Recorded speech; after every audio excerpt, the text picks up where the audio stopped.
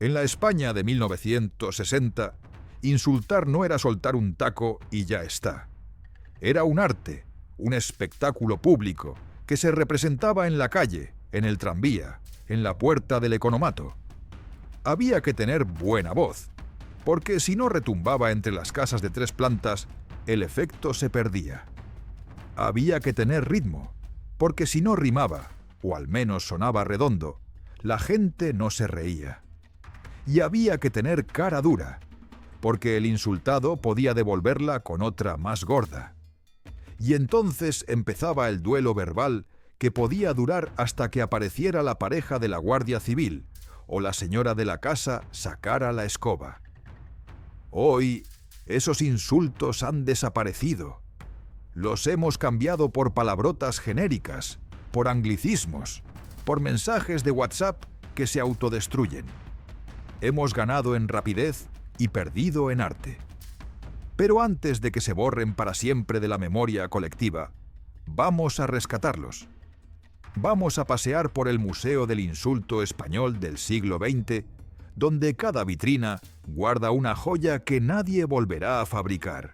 Y oye, si te gusta este viaje al pasado, si quieres seguir descubriendo estas historias de la España que se nos escapa, suscríbete al canal ahora mismo y activa la campanita. Que no te pese, como decían nuestros abuelos. Número 20. Gilipollas. Empecemos por el que todos conocen, pero que en 1960 todavía no era la palabra comodín que es hoy. Se reservaba para ocasiones especiales. Decírselo a alguien era casi una declaración formal de guerra. Se pronunciaba despacio, separando sílabas, gilipollas. Y siempre iba acompañado de un gesto de la mano que iba desde la barbilla hacia afuera, como quien tiraba algo podrido. El gilipollas de entonces no era solo tonto, era tonto con pedantería, tonto que se creía en posesión de la verdad absoluta. El típico que en la taberna soltaba «Eso lo sabe hasta mi prima la coja», y luego no sabía dónde tenía la mano derecha. Viene de gili, que en caló gitano significa tonto, y polla, que, bueno, ya sabéis. La Real Academia lo admitió oficialmente en 1984. Hoy se dice en cada esquina, pero entonces tenía peso. Era palabra mayor. Número 19. Cernícalo. Esta es una maravilla ornitológica que casi nadie usa ya. El cernícalo es un halcón pequeño que cuando caza se queda quieto en el aire, aleteando, mirando al suelo como idiota. De ahí viene el insulto. Persona que se queda parada mirando sin entender nada. En los pueblos se lo gritaban al mozo que se quedaba en mitad de la plaza con la boca abierta cuando pasaba una moto. Cierra la boca, cernícalo, que te van a entrar moscas. En Madrid, en los cines de reestreno, cuando la película se cortaba y aparecía la pantalla en blanco, siempre había algún gracioso que gritaba «Venga, cernícalo, pon la otra parte». Hoy decimos atontao o pasmao, pero cernícalo tenía una imagen visual perfecta. Era como llamarte pájaro bobo sin decirlo. Número 18. Soplagaitas. Este tenía una musicalidad encantadora que hoy se echa de menos. Literalmente era el que sopla la gaita, es decir, el adulador profesional, el que estaba siempre lamiendo botas. En las oficinas públicas era habitual. Fulano ha ascendido, normal, es el soplagaitas del jefe. Pero también se usaba en versión cariñosa. Una madre podía decirle a su hijo pequeño, «Ven aquí, soplagaitas», cuando le hacía un recado. El insulto tenía escalas, como la música. Podías ser soplagaitas nivel 1, el pelota simpático, o soplagaitas nivel 10, el rastrero total. Viene del siglo XIX, de los músicos ambulantes que tocaban mal la gaita y molestaban al vecindario.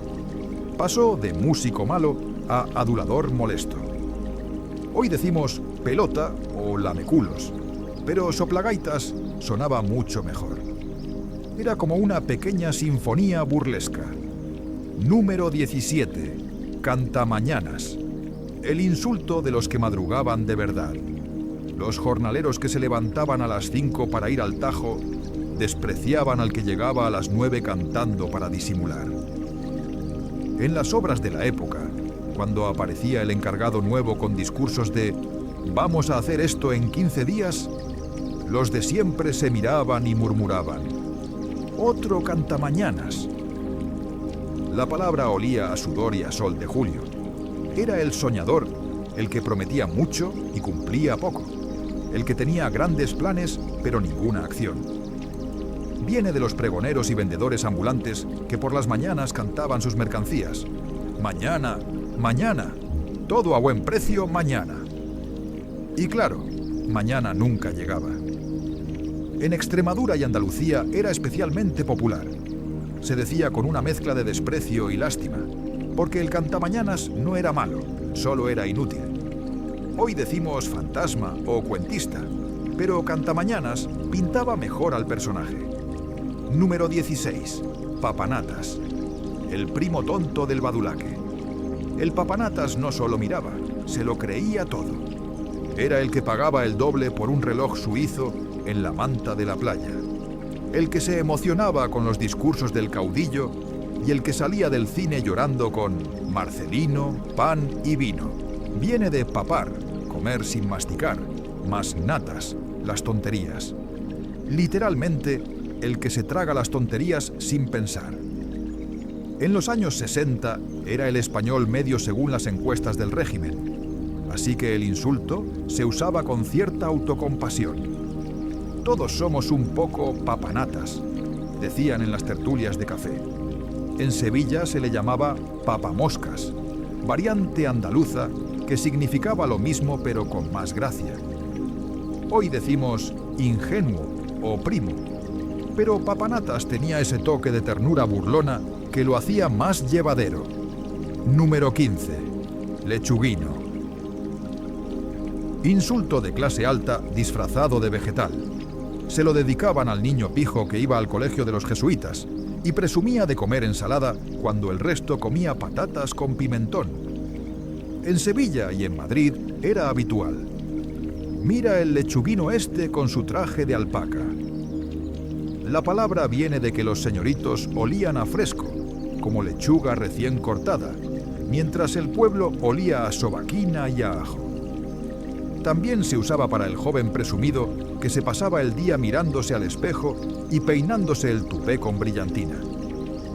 En Barcelona le decían pixaverd, pisa verde, que era lo mismo, el que paseaba por los jardines solo para lucirse.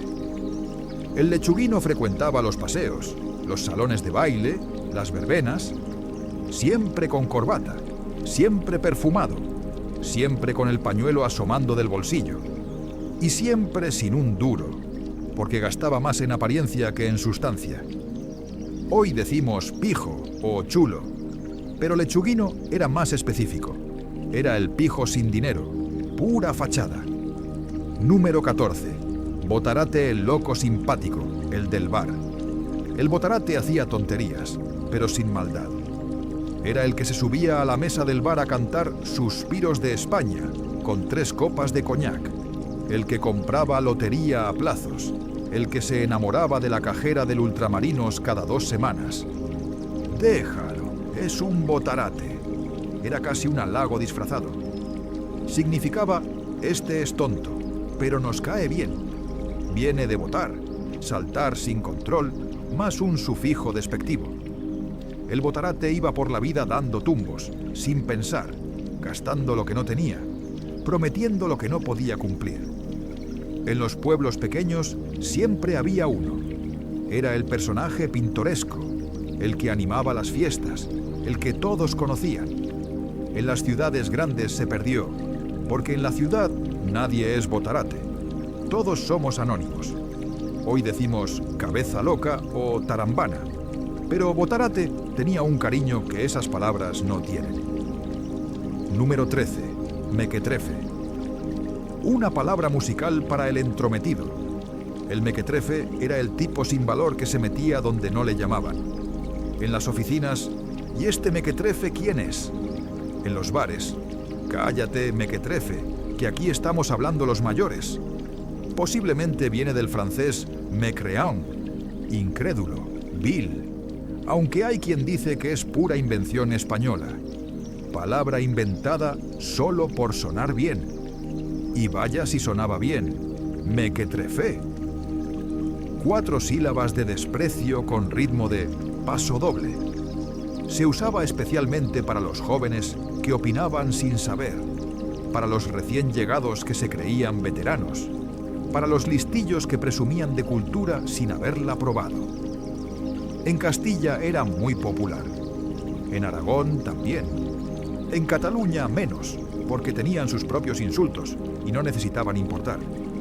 Hoy decimos don nadie o mindundi, pero mequetrefe era más sonoro, más teatral, más español. Número 12. Badulaque. Este suena a pueblo extremeño, pero es puro insulto árabe. El badulaque era el tonto parlanchín, el que no se callaba nunca y encima decía disparates. En los mercados, cuando alguien se paraba delante del puesto de fruta sin comprar nada, el frutero soltaba: ¿Qué miras, badulaque? ¿Quieres un retrato? Viene del árabe Abd Allah, criado de Dios, que pasó a significar criado inútil, y de ahí a tonto en general. Los árabes nos dejaron muchas palabras en España, y esta es de las más graciosas. El badulaque era charlatán, embustero, simple. Era el vecino cotilla que difundía rumores sin fundamento, el vendedor de crecepelos, el que opinaba de todo sin entender nada. Cállate, badulaque, era una forma de decir: tú hablas demasiado y piensas demasiado poco. En Andalucía y Extremadura aún se oye de vez en cuando, pero en Madrid ya casi nadie lo usa. Una pena, porque es palabra con historia. Número 11. Mindundi. La nada personificada en 3 sílabas. Decirle a alguien tú eres un mindundi era borrarlo del mapa social. En los bares, cuando un desconocido intentaba meterse en la conversación de los habituales, alguno soltaba: ¿y este mindundi quién es? La palabra viene del catalán menistundí, menos que un dedo, es decir, menos que nada. Cruzó de Cataluña a Castilla en el siglo XIX y se quedó para siempre. El mindundi era el don nadie, el insignificante, el que no pintaba nada en ningún sitio. No era cruel, era descriptivo. Simplemente te colocaba en tu sitio, abajo del todo. En Zaragoza era especialmente usado. Que se ocupe un mindundi significaba que lo haga el último mono. Hoy decimos don nadie o cero a la izquierda, pero mindundi era más contundente. Número 10. Gaznápiro. Y aquí llegamos al rey de los insultos olvidados. El gaznápiro era el bobo absoluto, el que se quedaba embobado con la boca abierta, el paleto que llegaba del pueblo a la ciudad y no entendía nada. Viene de gaznar, abrir mucho la boca al hablar, más un sufijo despectivo. Literalmente, el boquiabierto profesional. Se usaba mucho en Madrid cuando llegaban los emigrantes de los pueblos. No era cruel, era descriptivo. Este no se entera de nada. En las películas de Paco Martínez Soria siempre había un gaznápiro. Era el personaje cómico que confundía el metro con el tren, el ascensor con una habitación, el semáforo con un farol. Hoy la palabra suena tan antigua que hasta parece inventada, pero existió, se usó y definía perfectamente a un tipo de persona. Para aquí un segundo. Si estás disfrutando de verdad con estos insultos que casi nadie recuerda ya, dale al botón de suscribirse, activa la campanita y comparte este vídeo. ¿Por qué estas palabras se nos están escapando? Y cada vez que alguien se suscribe, salvamos un poquito de la memoria de España. Número 9. Zángano. El vago de la familia, el que no daba palo al agua. Viene de la colmena. El zángano es el macho de la abeja que no trabaja, solo come y se aparea. Perfecta metáfora para el hijo que se pasaba el día en la cama mientras las hermanas fregaban y la madre cosía. «Levántate, zángano, que son las 12», era el grito de guerra de las madres españolas en los años 60. En los pueblos grandes, donde ya había paro juvenil, el zángano empezó a ser una categoría social. No era solo vago, era vago con descaro. El zángano no se disculpaba, no ponía excusas, simplemente no trabajaba y punto. Vivía de los demás sin pudor. Hoy decimos vago o parásito, pero zángano tenía esa imagen de la colmena que lo hacía más gráfico. Era el insulto biológico perfecto. Número 8. Carcamal. El insulto generacional por excelencia. Se lo dedicaban al viejo que se negaba a jubilarse, al que seguía llevando boina a los 80 años y al que opinaba sobre todo, aunque ya no se enterara. «Quita, carcamal, que tú ya estuviste en la guerra de Cuba». La palabra viene de carcá, que era el collar de castigo que se ponía a los perros. Pasó a significar viejo cascarrabias, el que ya está tan gastado como un collar viejo. Era un insulto con cierto afecto. No odiabas al carcamal, simplemente reconocías que su tiempo había pasado. Era el abuelo que contaba siempre las mismas batallas, el tío que criticaba todo lo nuevo, el jubilado que se sentaba en el banco a gruñir. En los años 70, con el boom del «España va bien», se usó mucho contra los viejos del régimen. Los carcamales del partido era frase habitual en la transición. Hoy decimos carca o rancio, pero carcamal era más específico. Era el viejo que se niega a entender que el mundo cambió. Número 7. Zascandil. El buscavidas de barrio, el pícaro urbano. El zascandil era el que andaba de un lado a otro sin hacer nada útil.